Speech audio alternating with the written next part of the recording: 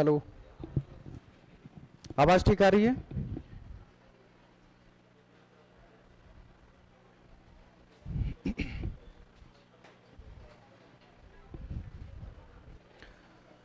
कल last time किस तत्व के बारे में डिस्कस कर रहे थे लोग?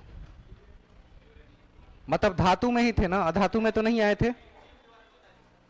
यूरेनियम के बारे में हो चुका था। अब हम लोग अधातुओं के बारे में भी कुछ महत्वपूर्ण बातें जानेंगे। सोना के बारे में कोई चर्चा?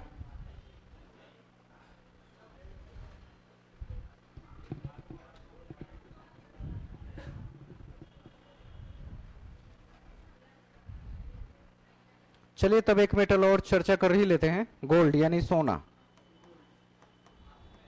धातु में ही है, क्यों कुछ अलग लग रहा है?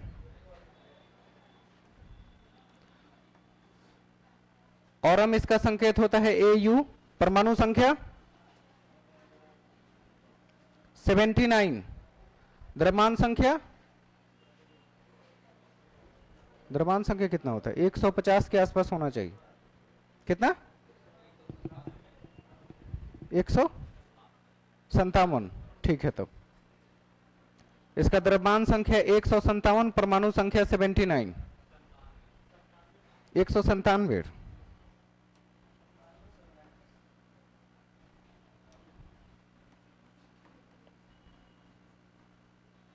197, 79 परमाणु संख्या सही है ना? और हम 79 पे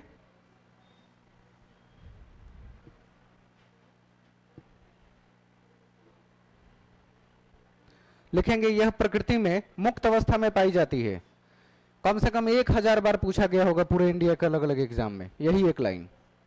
यह प्रकृति में मुक्त अवस्था में, फ्री स्टेट, यह प्रकृति में मुक्त अवस्था में पाई जाती है।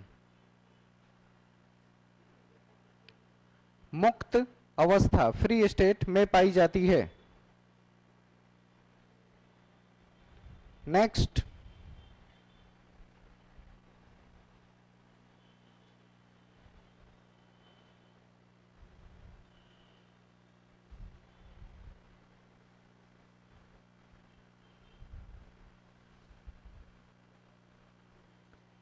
भारत में सोने का सिक्का सबसे पहले किसने चलाया था? कौन? हुन के शासक। भारत में चलाया था कि कहीं से लेके आया था?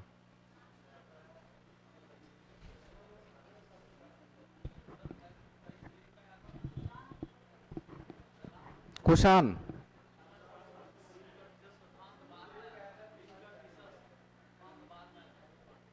कुजुल कादफिसस, नाम सुना है कभी?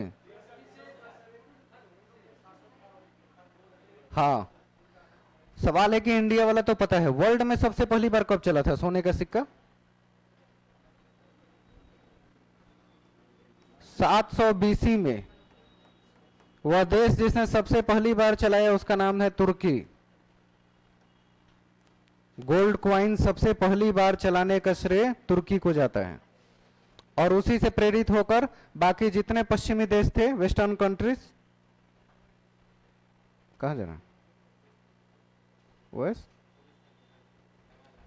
चलेगा नहीं आपसे, सामने लगा हुआ है, उस सामने। हाँ, गोल्ड क्वाइन 700 BC तुर्की, ध्यान रहेगा, वर्ल्ड में सबसे पहली बार। और उसके बाद दुनिया के बाकी देशों में धीरे धीरे प्रयोग होने लगे थे। रेयर क्वेश्चन है क्योंकि ये यूपीएससी में पूछा हुआ था। सब लोग, कौन सा? इंडिया में कुषाण वंश ने सबसे पहली बार चलवाया था। कुषाण वंश के शासकों ने, कुषाण ही नाम था ना उसका। उसकी राजधानी पुरुषपुर।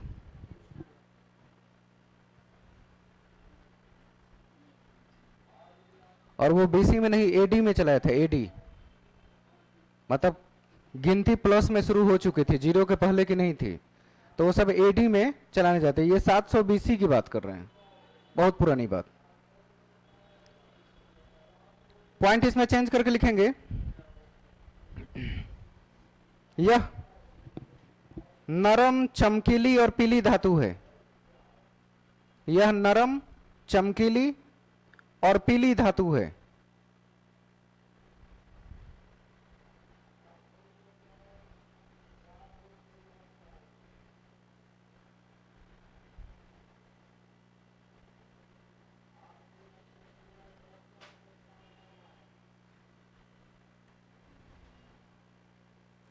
अब लिखेंगे इसके यौगिक का नाम, एक पूछा हुआ है पहली बार, उसको भी लिख लेते हैं। सोना के यौगिक,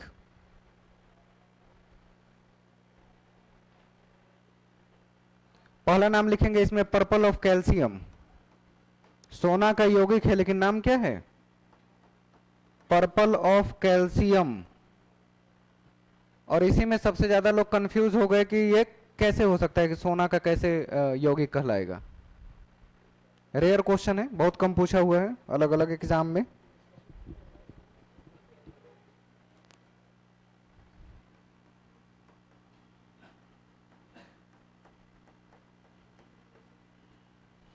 AuSNOH4 पर्पल ऑफ कैल्शियम के नाम से जानते हैं इसको।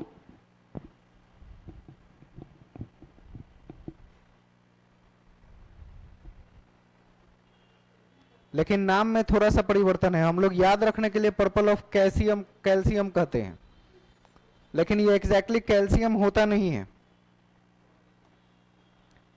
याद रखने के लिए कैल्शियम शब्द यूज करते हैं, लेकिन होता ये कैल्शियम है।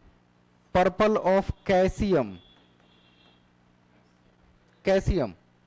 लेकिन याद रखने की आदत कैल्शियम के साथ अटैच हो जाती है हमेशा, कि कैल्शियम पहले से सुना हुआ शब्द है।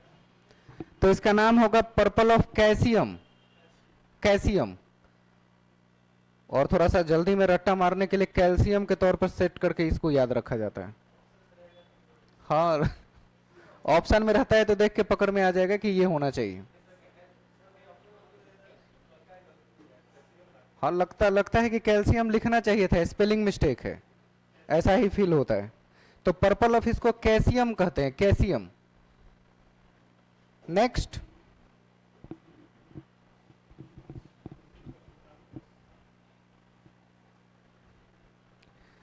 पिच ब्लेंड किसको कहा जाता है? Zinc sulphide. कुछ याद आ रहा है नाम? जिंक सल्फाइड को पिच ब्लेंड कहते हैं। अलग से लिख लीजिएगा कहीं एक लाइन, इसका नहीं है, अलग से नोट में। ये नाम भी कभी कभी देखते हैं एग्जाम में आता है। पिच ब्लेंड, पिच ब्लेंड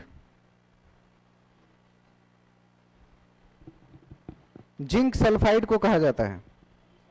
हाँ, ZNS, जिंक सल्फाइड। दुनिया में सबसे ज्यादा सोना कहां से निकाला जाता है? South Africa. कौन सा जगह? जोहान्सबर्ग खदान है इसका, साउथ अफ्रीका से निकाला जाता है सोने का खदान। हीरे का भी। हाँ, सोना और हीरा दोनों सबसे ज्यादा दुनिया में कहां से निकाला जाता है? साउथ अफ्रीका से। नेक्स्ट,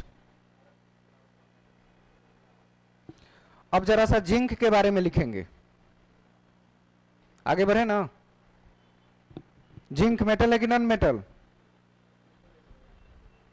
यौगिक है, मतलब जिंक मेटल में आता है कि नॉन मेटल में कि मेटलॉइड में? मेटल में ही आता है जिंक। परमाणु संख्या?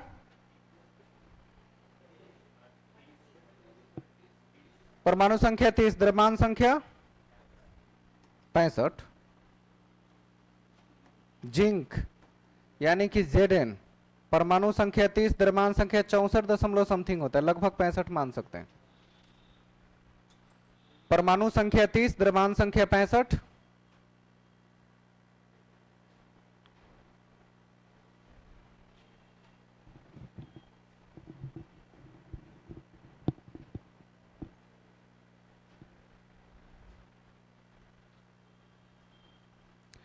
इसकी खोज 1000 BC में हुई थी, बहुत पुराना तत्व है ये भी।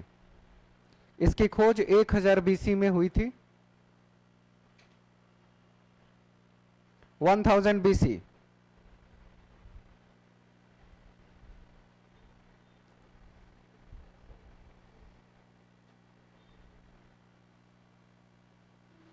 इसके यौगिक के नाम लिखेंगे।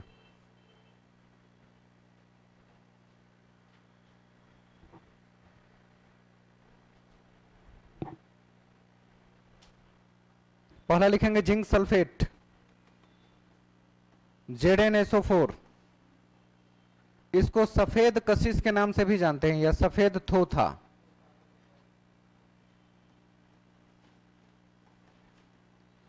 हरा कशिश मिला मैग्नीशियम के साथ, नीला कशिश मिला कॉपर के साथ, और सफेद कशिश मिला जिंक के साथ। तीनों में डिफरेंस रखिएगा एग्जाम में, क्योंकि है तीनों थोथा। अब कौन हरा के साथ है, कौन नीला के साथ, कौन सफेद के साथ में तत्व होंगे, वो आपको थोड़ा ध्यान रखना होगा। Zinc sulphate. दूसरा लिखेंगे लिथोफोन। नाम सुना? लिथोफोन। अच्छा, इसका फोन वाला ही स्पेलिंग होगा, PH। लिथोफोन।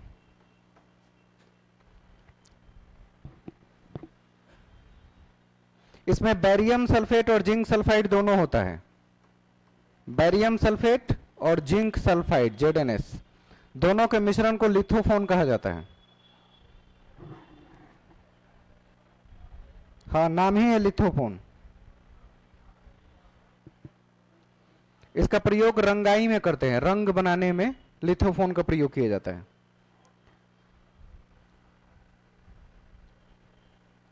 कपड़े पर देखते हैं ना, पतले पतले स्ट्रिप अलग अलग कलर के अलग अलग लाइन को रिप्रेजेंट करते हैं, उसमें यही बैरियम सल्फेट की मात्रा होती है। अदरवाइज वो कलर फैलने लगेगा, एक लाइन दूसरे में मिक्स होने लगता है, लेकिन कपड़ों में ये संभव नहीं है। तो बैरियम सल्फेट और जिंक सल्फाइड दोनों मिले लिथोफोन होते हैं, और ये रंगाई के काम में आता है।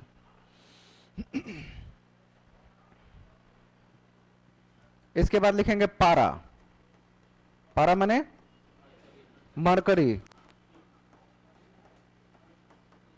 मरकरी का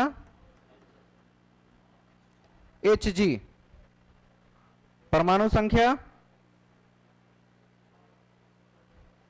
80, द्रव्यमान संख्या 200। परमाणु संख्या 80, द्रव्यमान संख्या 200, मरकरी। इसका दूसरा नाम क्या होता है? मेटालिक लिक्विड इसी को कहते हैं। ये मेटल है लेकिन किस रूप में होता है? हाँ, मेटालिक लिक्विड, यानी मेटल होते हुए भी ये लिक्विड फॉर्म में है। हालांकि मेटल का गुण होता है कि वो किस रूप में रहे? ठोस रूप में होना चाहिए। हम इसे मेटालिक लिक्विड के नाम से जानते हैं।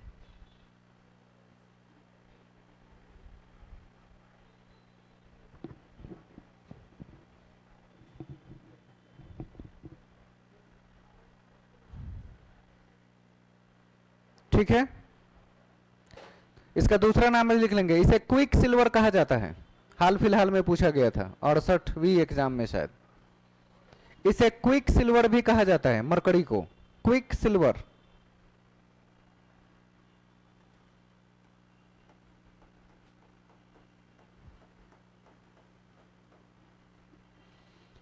इसे क्विक सिल्वर भी कहा जाता है।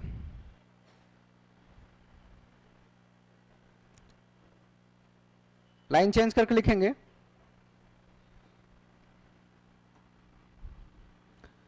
4.12 केल्विन ताप पर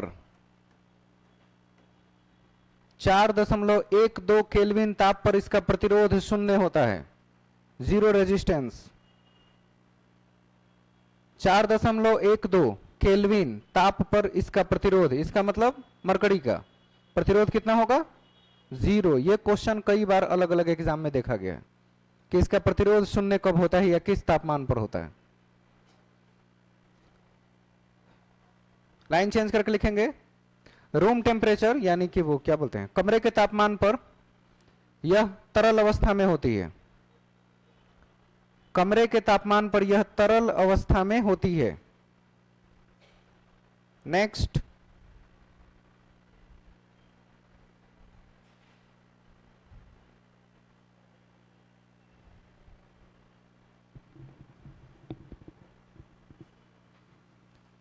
यदि मरकरी के साथ ओजोन को मिलाया जाए, यदि मरकरी के साथ Hg के साथ ओजोन को मिलाया जाए O3,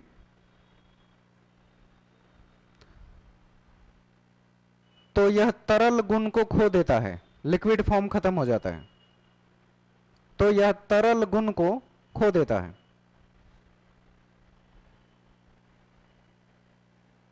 नेक्स्ट,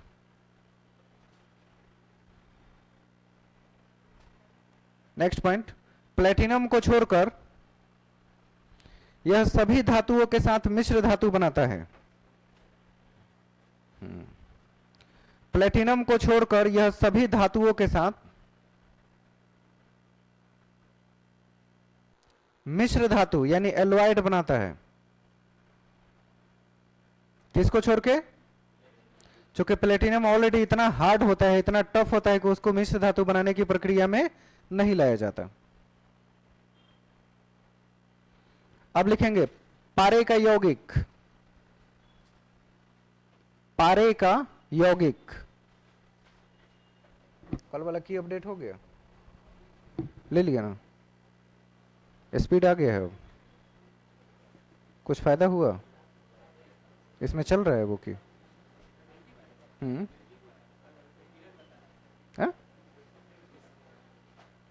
कीजिए तो देखिए, कहीं ना कहीं कोई चीज मिस हुआ होगा। लिख लिए, पारे के यौगिक में पहला नाम मर्क्यूरिक सल्फाइड,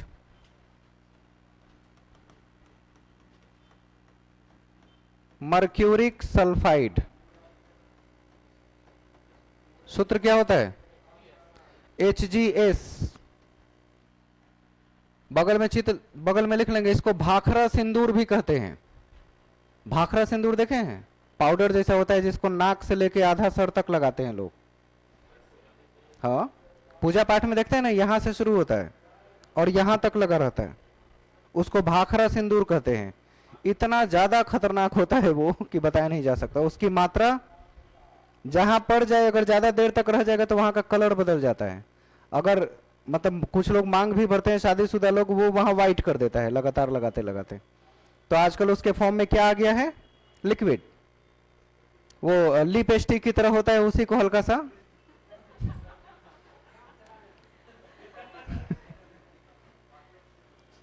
मतलब है कि उसका प्रयोग कर रहे हैं। बहुत सही है कि इसकी मात्रा को धीरे धीरे कम किया गया है। इंसानों के लिए बहुत ज्यादा खतरनाक है क्योंकि ये पचता नहीं है, और अगर गलती से आंत वगैरह में चला गया तो समझिए कि वो वहां पे उसको नुकसान, मतलब होता है ना, काटते काटते छेद कर सकता है उसको। इतना खतरनाक है, पचता नहीं है। तो अगर कोई दिखे तो कहना खाना मत परोसना, बाकी सारे काम करो। खाने में चलाया, जरा सा भी झड़ गया ना और उसको आपने खा लिया, जीवन भर उसका असर नजर आता है। तो HgS को हम लोग भाखड़ा सिंदूर कहते हैं। भाखड़ा सिंदूर। पूजा पाठ में सबसे ज्यादा इसका प्रयोग किया जाता है HgS का। बहुत सस्ता मिलता है, 5 रुपए में इतना थैला भर के देगा। अब पता नहीं कितने का मिल रहा है, बहुत पहले की बात बता रहे हैं। प्लास्टिक में इतना पैक करके मिलेगा। देवी देवताओं को चढ़ाते भी तो हैं, मतलब ऐसे हाथ से। अब ऐसा मैं पहली बार देखा हूं कि आप भी देखे हैं, होता है ना। वही है भाखड़ा सिंदूर, उसका केमिकल नेम है, HgS कहा जाता है उसको। हाँ, दूसरा लिखेंगे मर्क्यूरिक क्लोराइड। दूसरा नाम मर्क्यूरिक क्लोराइड, HgCl2।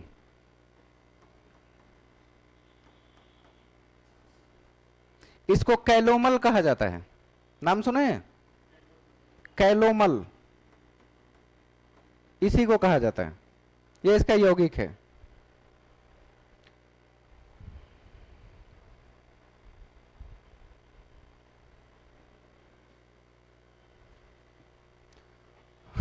कहां प्रयोग किया जाता है? कॉन्स्टिपेशन की दवाओं में प्रयोग करते हैं ताकि पेट साफ रहे। कैलोमल का प्रयोग करते हैं, HgCl2। वैसे आप डॉक्टर नहीं बनने जा रहे हैं, छोड़िए। नेक्स्ट लिखेंगे तीसरा,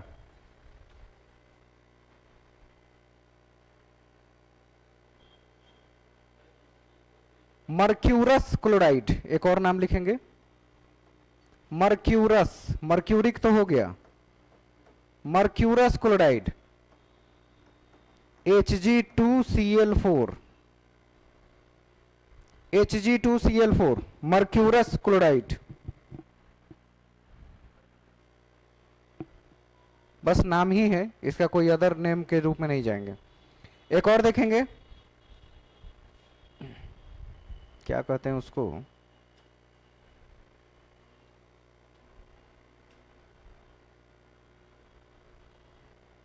नहीं वो लेड सल्फाइड में, इतना ही लिखिए, तीन ही ठीक है। मर्क्यूरिक सल्फाइड, मर्क्यूरिक क्लोराइड और मर्क्यूरस क्लोराइड, तीन प्रकार के होंगे। और ये तीनों में ये हमारे लिए सबसे ज्यादा उपयोगी साबित होता है हर जगह, मतलब नेचुरली इसका बहुत ज्यादा प्रयोग है मर्क्यूरिक सल्फाइड का। अगला देखेंगे लेड, लेड माने शीशा होता है ना, लेड माने शीशा, इसको पीबी कहते हैं, पोलोबियम। परमाणु संख्या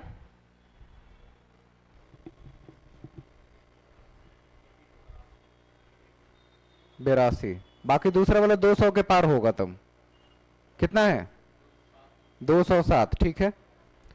परमाणु संख्या 82, द्रव्यमान संख्या 207।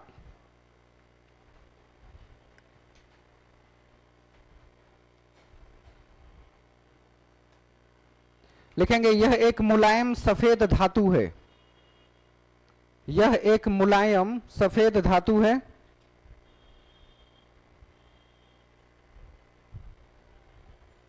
लाइन चेंज करके लिखेंगे यह सबसे ज्यादा अस्थाई तत्व है। हाँ एरर बता रहा है, पहला वाला इस्तेमाल कीजिए, पहला वाला कीजिए तब।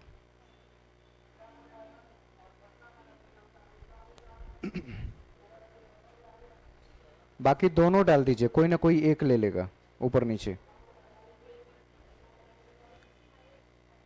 क्या लिखे, सबसे ज्यादा अस्थाई, ये तो कुछ दिन पहले ही लिखवाया था मैंने, सबसे भारू, सबसे हल्का, सबसे अस्थाई, इन सब की श्रेणी बना के लिखा था। शीशा सबसे ज्यादा अस्थाई धातुओं में से है। नेक्स्ट,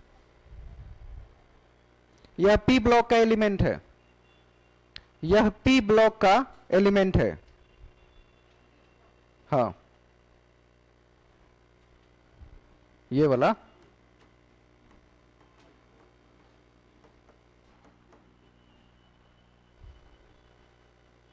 इसी वर्ग का सदस्य है ना, नाइट्रोजन वाले लाइन का।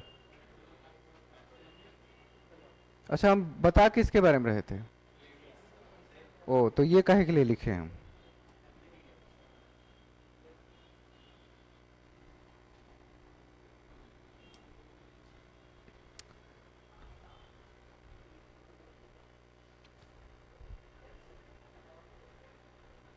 इसके बाद इसमें लिखेंगे इसके यौगिक के नाम,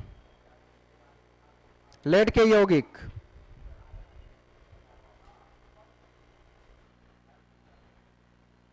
पहला नाम लिखेंगे लेड ऑक्साइड,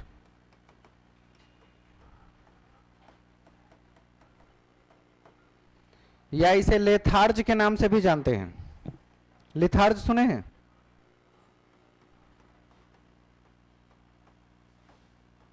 इसका सूत्र होता है PbO, पोलोबियम ऑक्साइड या लेड ऑक्साइड के नाम से जानते हैं। इसे लिथार्ज के नाम से भी जाना जाता है, लिथार्ज, ठीक है। नेक्स्ट,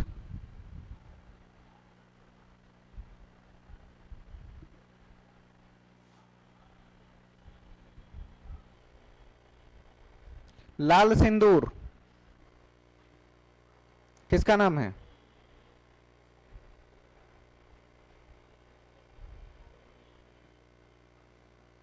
ट्राइप्लॉम्बिक ऑक्साइड को कहते हैं, PbO3। लाल सिंदूर, इसको लिखेंगे PbO3, ट्राइप्लम्बिक ऑक्साइड के रूप में इसे जानते हैं। इसका नाम लिख सकते हैं ट्राइप्लम्बिक ऑक्साइड, लिख दें।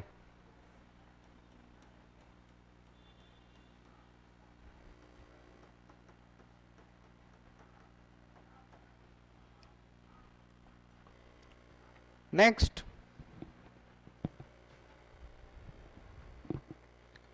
टेट्रा एथाइल लेड, तीसरा नाम टेट्रा इथाइल लेड।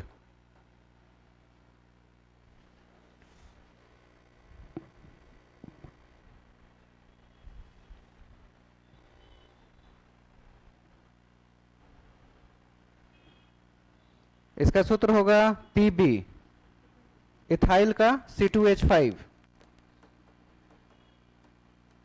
और टेट्रा के लिए यहां 4 लगा देंगे।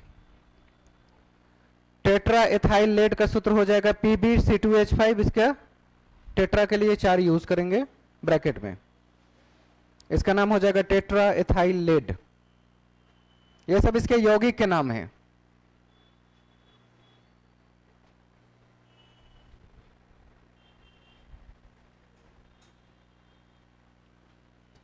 बस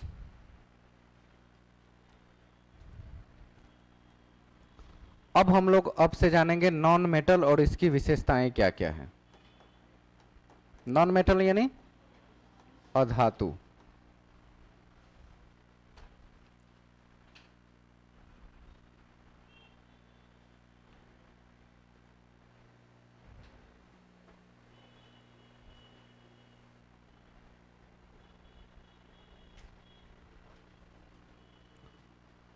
लिखेंगे इसमें पहला पॉइंट, अधातुएं सामान्यतः ठोस और गैस के रूप में होती है। अधातुएं सामान्यतः ठोस और गैस के रूप में होती है।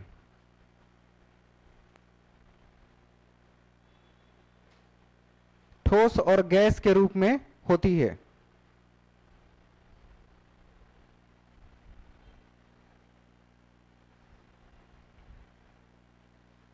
टोटल अधातु कितने हैं? 7, 22 हैं।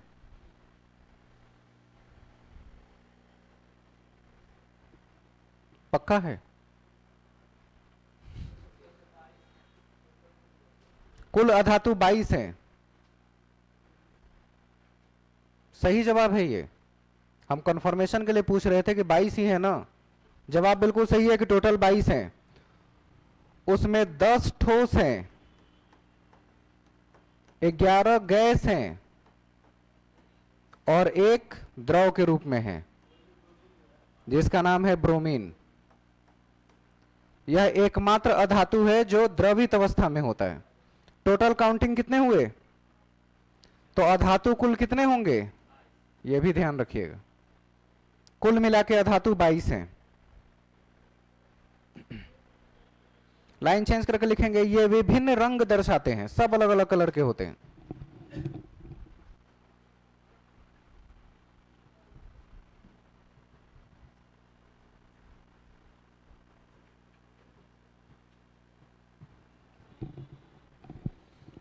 ये विभिन्न रंग को दर्शाते हैं। नेक्स्ट, ये ताप और विद्युत के कुचालक हैं। ये ताप और विद्युत के कुचालक हैं, लेकिन इसका एक अपवाद भी है। नहीं, उसी लाइन में लिख लीजिएगा, अपवाद है ग्रेफाइट। यह विद्युत का सुचालक है। बाकी सब क्या है? कुचालक। लेकिन ये एक अपवाद के रूप में आता है जो कार्बन का अपरूप है। ग्रेफाइट यह विद्युत का सुचालक होता है। नेक्स्ट,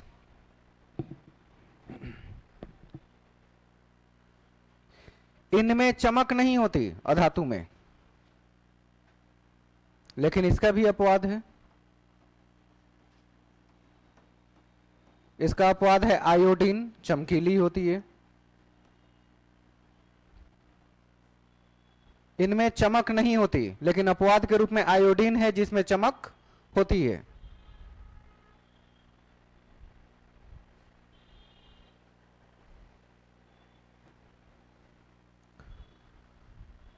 अधातु में सबसे पहले किसके बारे में पढ़ा जाए?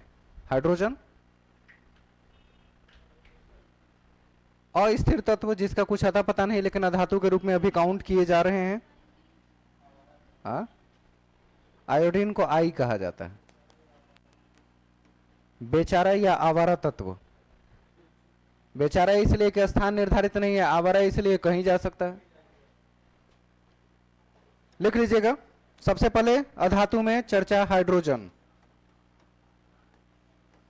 हाइड्रोजन के बारे में बहुत महत्वपूर्ण बातें नोट करनी है, क्वेश्चन अक्सर आते हैं इससे।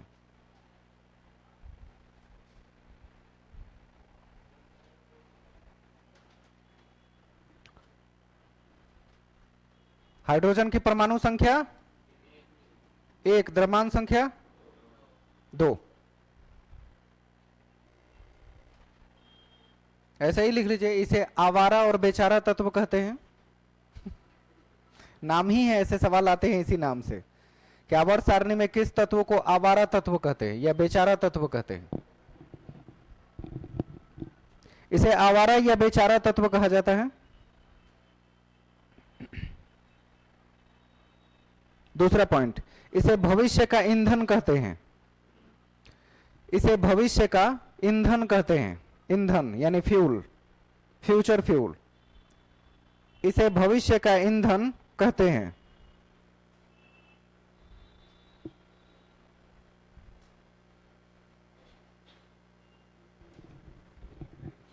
इसके नाभिक में कोई न्यूट्रॉन नहीं होता हाइड्रोजन के।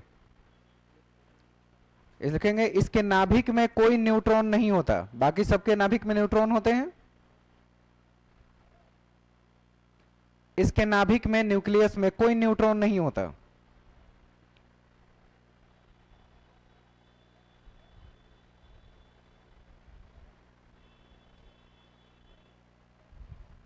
नेक्स्ट, हाइड्रोजन के समस्थानिक। हाइड्रोजन के समस्थानिक यानी आइसोटॉप।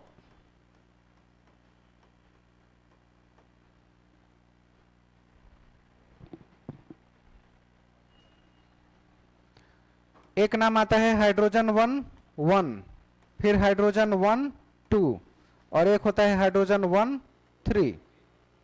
सबके परमाणु संख्या समान लेकिन द्रव्यमान संख्या। तो आइसोटॉप का मतलब होता है एटॉमिक नंबर क्या हो, एटॉमिक नंबर सेम और एटॉमिक मास डिफरेंट हो। एक ही तत्व का एटॉमिक नंबर सेम रहे और एटॉमिक मास डिफरेंट हो तो वो उसके आइसोटॉप कहलाते हैं। तो हाइड्रोजन के कितने आइसोटॉप? तीनों के नाम। पहले का नाम है प्रोटियम,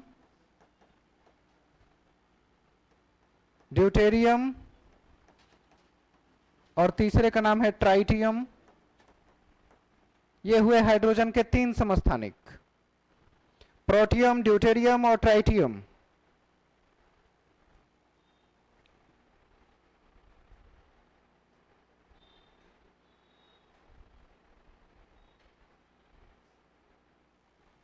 अब इसके बनने की प्रक्रिया के बारे में हर बार एक सवाल बीपीएससी में आया हुआ है कि इससे हाइड्रोजन गैस क्या करने से रिलीज होती है। मतलब हर साल एक क्वेश्चन इस नाम से आते हैं, हाइड्रोजन के नाम से। अच्छा, आप लोग ऐसी कोई श्रेणी बनाए हैं कि नहीं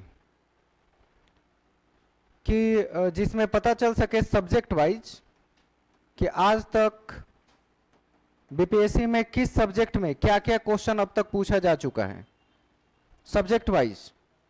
जैसे बायो का अलग, केमिस्ट्री का अलग, फिजिक्स का अलग, हिस्ट्री, ज्योग्राफी, पॉलिटी, ऐसा कुछ एकदम सब्जेक्ट वाइज पार्ट पार्ट करके और उसमें बता के कि ये वाला क्वेश्चन कब पूछा गया है। ऐसा कुछ बना हुआ मिला कभी? क्वेश्चन का मतलब क्वेश्चन बैंक मिल जाता होगा, पार्ट पार्ट करके नहीं देता होगा। पार्ट पार्ट में मिल जाता है कि क्या क्या अब तक पूछा गया है, मिक्स करके रहता है।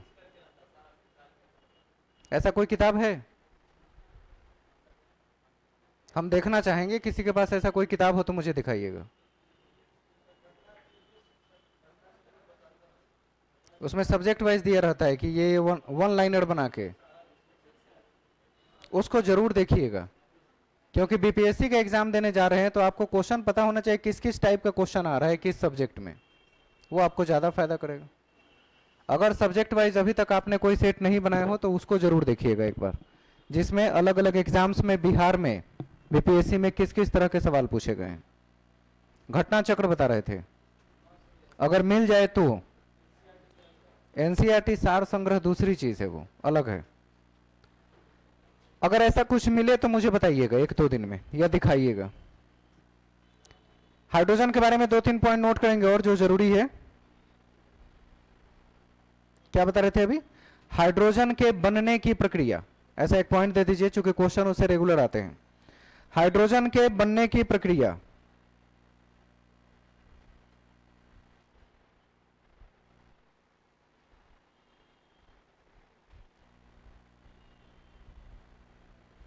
कल परसों एक लाइन आपको लिखवाए थे जिससे हाइड्रोजन गैस रिलीज होती है। मैंने कहा था कि लाल तप्त लोहे पर अगर आप पानी छिड़क देते हैं तो जो गैस रिलीज होती है वो कौन सी गैस होती है? इस लाइन को लिख लेंगे। लिखिए, लाल तप्त लोहे पर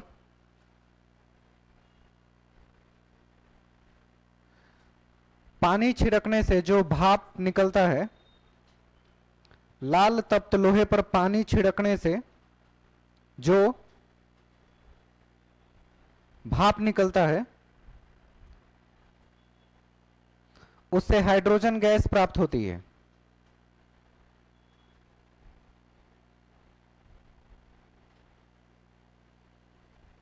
दूसरा,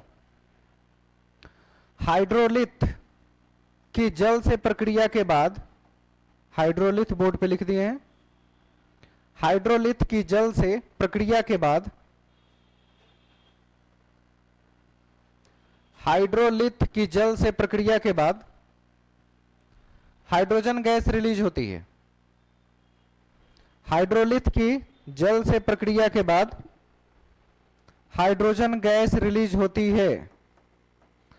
हाइड्रोलिथ का सूत्र भी लिख दिए हैं बोर्ड पे, CaH2 होता है, मतलब कैल्शियम और हाइड्रोजन के मिश्रण को हाइड्रोलिथ कहा जाता है। अगर इसकी जल से अभिक्रिया कराए तो कौन सी गैस रिलीज होगी? तीसरा लिखेंगे, सोडियम का जल से अभिक्रिया कराने पर, तीसरा पॉइंट, सोडियम का जल से अभिक्रिया कराने पर हाइड्रोजन गैस प्राप्त होती है। सोडियम का जल के साथ अभिक्रिया करने पर हाइड्रोजन गैस प्राप्त होती है।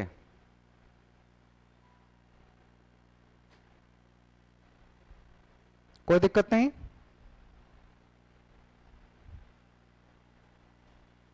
Next, carbon.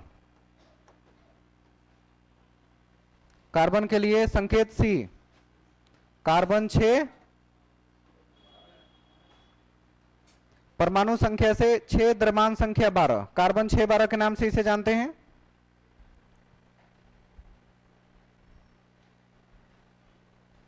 यह P ब्लॉक का एलिमेंट है, यह P ब्लॉक का एलिमेंट है। इसके 2 अपरूप है, कौन कौन? एक तो ग्रेफाइट हो गया और दूसरा हीरा ठाकुर, आजकल काफी चर्चा में है।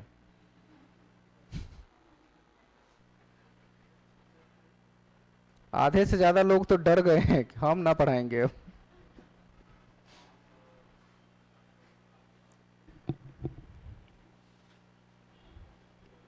पता है हो क्या रहा है?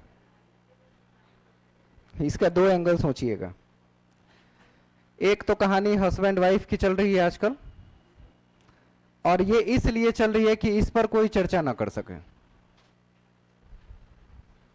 पूरा इंडिया एक ही न्यूज दिखा रहा है, हर स्टेट में नेशनल लेवल पे हस्बैंड वाइफ, रोज आज ये नया मोड़ लिया तो आज उसको जूते चप्पल पड़े तो आज बात पड़ी। उससे मुझे क्या करना है? किसी की पर्सनल लाइफ में मुझे ताकने झांकने का अवसर कहां से प्राप्त हुआ? बिग बॉस से। वही देख देख के ना लोगों को घर में झांकने का अवसर मिलने लगा कि हम भी दूसरे घर में झांके। बिग बॉस सुना है कभी? इस तरह के कुछ अजीबोगरीब चीज है। हस्बैंड वाइफ की चर्चा नेशनल लेवल का मुद्दा क्यों बन गया? ताकि इस मुद्दे को ना कोई समझ पाए, ना कोई चर्चा कर पाए और ये पास हो जाए। ये बिल बहुत जल्दी पास होने वाली है।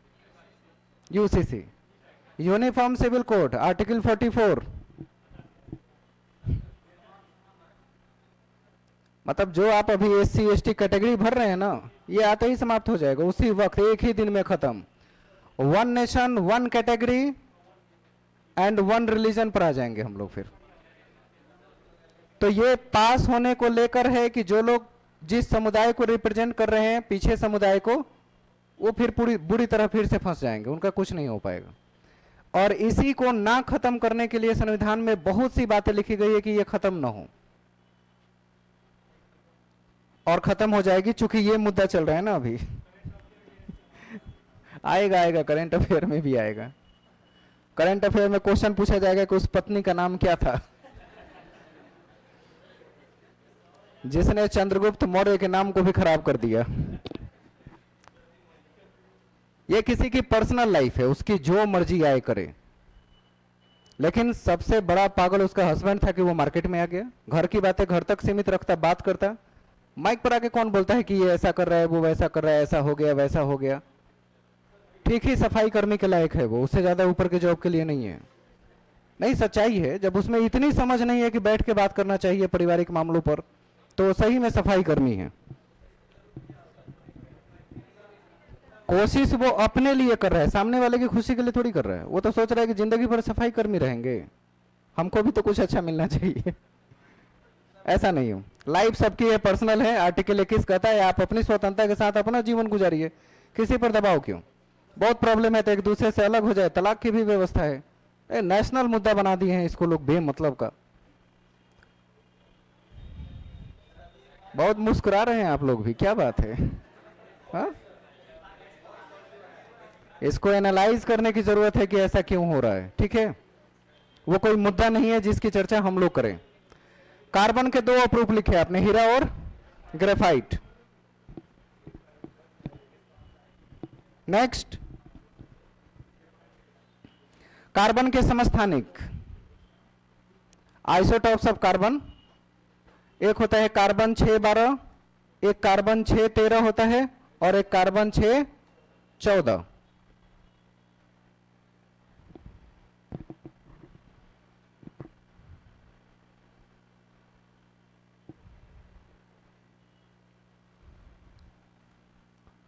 इसका प्रयोग अर्ध आयु निकालने के लिए किया जाता है। अर्ध आयु समझते हैं, जीवाश्म की आयु निकालते हैं ना, जो बहुत पुराने हो, फॉसिल एज। जीवाश्म की आयु निकालने के लिए, या कोई पुरानी से पुरानी चीज मिली, ये कितनी पुरानी है इस बात को जानने समझने के लिए ये निकाला जाता है, किया जाता है कार्बन 614 पद्धति से। 614, यही 14 वाला ध्यान रखना है, बाकी कोई काम नहीं आएगा। एज निकालने में या हाफ लाइफ को रिप्रेजेंट करने में सिर्फ ये काम आता है, बाकी ये दोनों के प्रयोग तो अपने सीमित है, 612 और 613 का।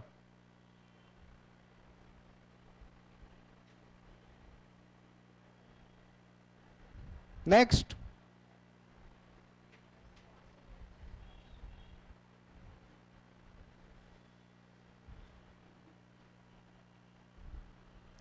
ये तीनों रेडियो एक्टिव होते हैं, पता है। रेडियो एक्टिव एलिमेंट में गिने जाते हैं, क्या कहते हैं उसको, रेडियो सक्रिय तत्व। रेडियो सक्रिय तत्व कहलाते हैं तीनों। अब लिखेंगे हम लोग कार्बन के यौगिक, कंपाउंड्स ऑफ कार्बन। कार्बन के यौगिक, नंबर 1 कार्बन मोनोऑक्साइड, नंबर 1 में carbon monoxide. Number 2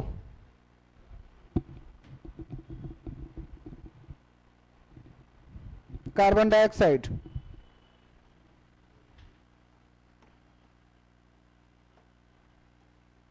carboxylic acid COOH, carboxylic acid COOH।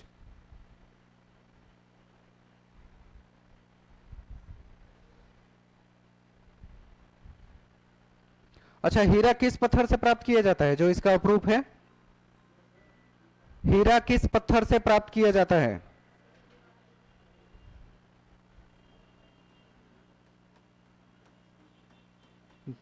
उसका नाम है किम्बरलाइट। हीरा किम्बरलाइट पत्थर से प्राप्त किया जाता है, किम्बरलाइट स्टोन कहते हैं इसको। और कहां से निकाला जाता है? तो इसी से मिलता जुलता नाम है, किम्बरले खान। मतलब खान को क्या बोलते हैं वो? माइंस। किम्बरले माइंस से निकाला जाता है, साउथ अफ्रीका। किम्बरले की खान कहां है? और ये हीरा कार्बन का अप्रूफ है। बहुत सारे कार्बन में कभी कभी कहीं कोई हीरा मिल जाता है, और उसी हीरा में एक नायाब हीरा हिंदुस्तान के भी पास हुआ करता था, जिसका नाम था कोहिनूर।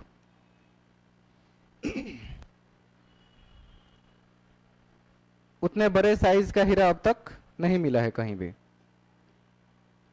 कोहिनूर का हीरा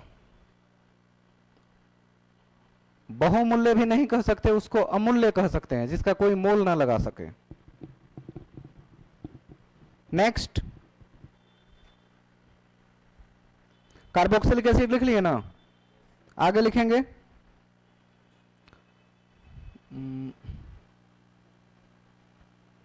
कंपाउंड में और कौन कौन आ जाएगा?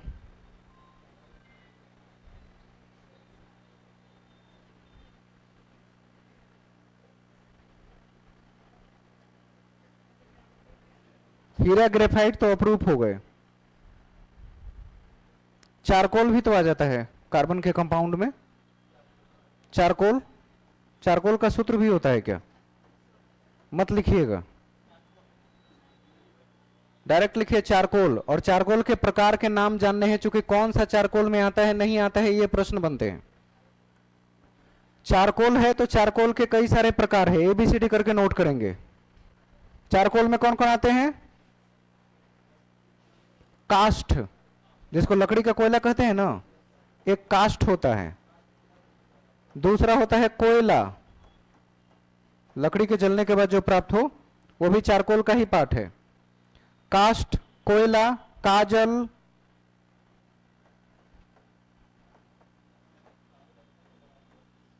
और कोक, ये चारों चारकोल के प्रकार हैं। कास्ट, कोयला, काजल और कोक।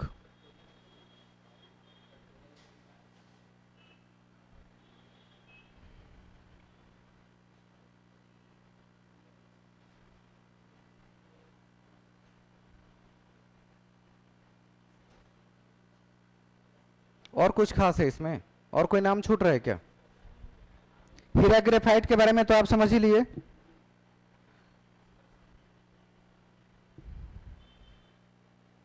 कार्बन के सबसे शुद्ध रूप का नाम क्या है? कार्बन के सबसे शुद्ध रूप का नाम क्या है? नहीं जानकारी है? लैंप ब्लैक, बोर्ड पे लिख दिए, यहां देख लीजिए। लैंप ब्लैक, इसमें 95% कार्बन पाया जाता है, इसलिए सबसे शुद्ध कहलाता है। कार्बन का सबसे शुद्धतम रूप लैंप ब्लैक है, जिसमें कार्बन की मात्रा 95% है।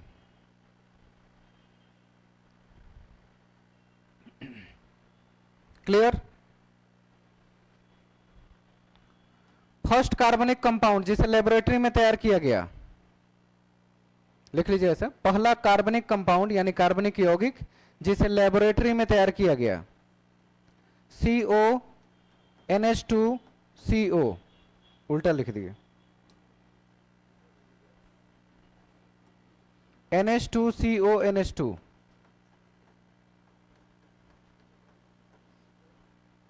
जिसे हम यूरिया के नाम से जानते हैं। पहला कार्बनिक कंपाउंड जिसे लेबोरेटरी में तैयार किया गया, NH2CONH2, यूरिया। किसने तैयार किया?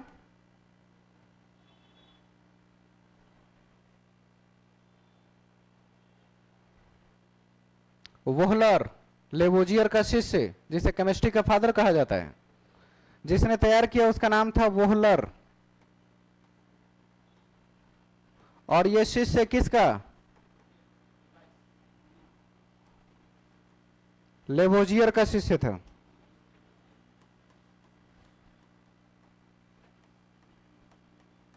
लेवोजियर कौन? Father of chemistry.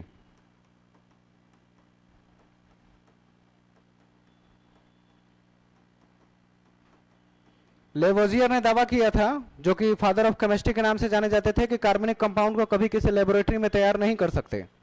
इनकी बात को बुरा मान लिया वोहलर ने। बुरा मानना समझते हैं ना? तो कोई जरूरी है कि गुरुजी हर बार जो कहे वही सही होता है? कुछ उससे अलग भी सही होता है। तो मन ही मन वो बुरा माना कि क्यों नहीं कर सकते। उन्होंने मुझसे भी तो कहा होता, पूरी दुनिया के सामने एक ही बार आके कह दिया कि बनाना संभव नहीं है। तो उन्होंने कहा कि ठीक है, बनाना संभव नहीं है, तो चुपचाप किसी लेबोरेटरी में काम करना शुरू किया, और कुछ ही साल में सबसे पहला यूरिया उन्होंने तैयार करके दिखा दिया कि कार्बनिक कंपाउंड को लेबोरेटरी में भी तैयार कर सकते हैं।